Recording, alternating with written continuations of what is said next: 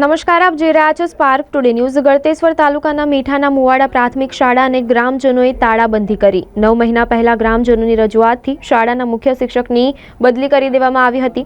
9 મહિના પહેલા ગ્રામજનોએ શાળામાં ફરજ બજાવતા મુખ્ય શિક્ષક પ્રવીણભાઈ માયાવંશી વિરુદ્ધ ઉચ્ચ કક્ષાએ રજૂઆતો કરી હતી અને મુખ્ય શિક્ષક પ્રવીણભાઈ શાળામાં જ દારૂ પીતા હોય અને બાળકો સાથે ગેરવર્તન કરતા હોય તેવી ગ્રામજનો દ્વારા રજૂઆત થઈ હતી।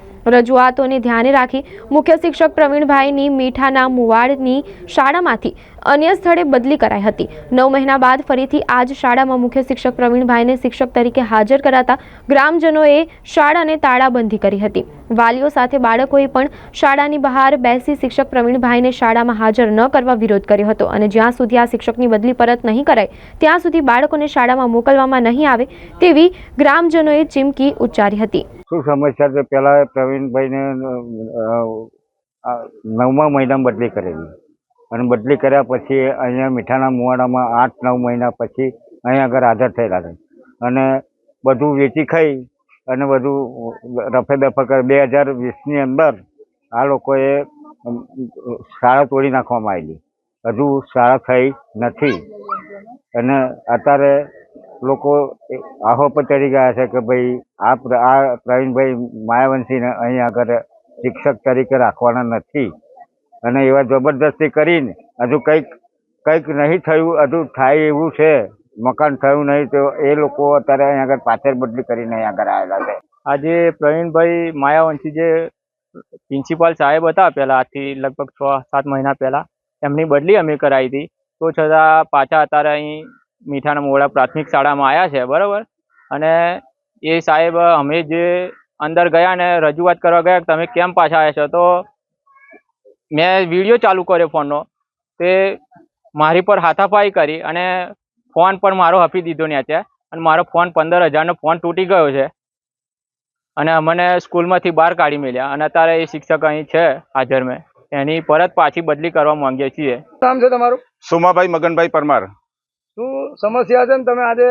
હું મીઠાના મુવાડા ગામનો નાગરિક છું।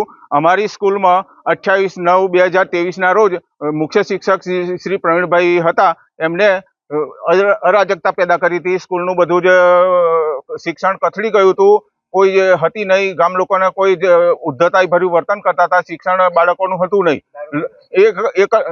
એકઈ લખતો નતા આવડતા। હવે ગામ લોકોએ બધાએ ભેગા થઈને અને રજૂઆત કરી, ટીડીઓ સાહેબને રૂબરૂ બોલાયા હતા અહીંયા અને 28/9/2023ના રોજ બદલી કરી હતી। હવે એ જ શિક્ષક પછીથી અમારા મીઠાના મુવાડા ગામની પ્રાથમિક શાળામાં આજે રોજ પાછો ઓર્ડર લઈને અને હાજર થયેલો છે। એ અમને લાયક નથી અને અમારે એ શિક્ષક જોઈએ નહીં। જ્યાં સુધી આ શિક્ષકની પરત બદલી નહીં કરવામાં આવે તો સુધી અમારા બાળકોને અમે સ્કૂલમાં મોકલીએ નહીં। આ અમારી ખાસ રજૂઆત છે।